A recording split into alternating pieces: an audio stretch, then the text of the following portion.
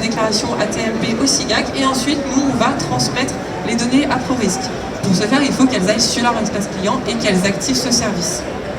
D'accord, donc au final, on a un diagnostic qui est réalisé par vos soins, des préconisations qui sont mises à disposition de la collectivité, et si la collectivité le souhaite, des actions de prévention au poste de travail, un document unique réalisé avec l'aide de l'ingénieur de prévention, des actions de qualité de vie au travail et de prévention des risques psychosociaux, le flux pour risque pris en charge par le SIGAC, donc on a quelque chose de très complet. Alors oui, d'autant plus qu'avec ProRisque, en déclarant leurs données, cela leur donne aussi accès à des subventions. Parce que ProRisque va prendre toutes ces données, les transmettre à la Banque nationale, qui va en faire des statistiques.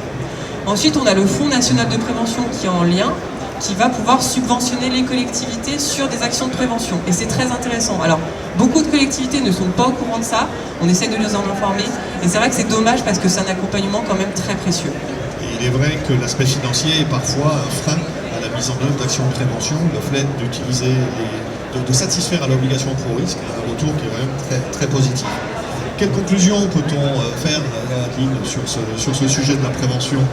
Alors, je dirais que la prévention, c'est un travail de longue haleine, puisqu'il ne faut pas croire qu'en mettant une action de prévention, on va réduire totalement l'absentéisme.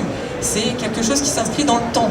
C'est-à-dire qu'en évaluant la situation globale, on va pouvoir cibler certaines actions de prévention qu'on mettra en place, et suite à ces actions, on va pouvoir enfin améliorer la situation.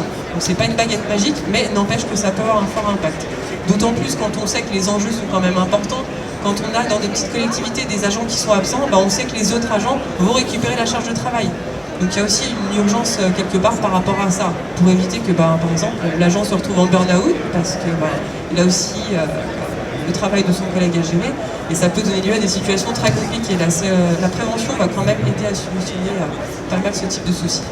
Donc pour garantir la continuité du service public dans les collectivités, ce qu'on peut dire, c'est qu'il est urgent que toutes les collectivités se préoccupent du sujet de prévention, s'en investissent, le mettent en œuvre, et on sait que c'est une opération de longue haleine. Il n'y a pas un bénéfice immédiat, c'est un bénéfice qui peut arriver sur longue échéance. N'oublions pas, sur la prévention routière, il a fallu 30 ans pour avoir un réel bénéfice en matière de mortalité notamment.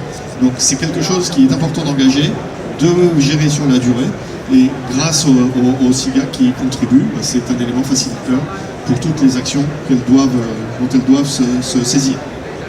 Tout à fait. Et je suis disponible du coup pour les aider sur ce sujet-là, toujours à joindre au SIGAC facilement. N'hésitez pas. Voilà, n'hésitez pas à nous joindre au SIGAC, nous sommes à votre disposition pour mettre en œuvre l'ensemble de ces dispositifs.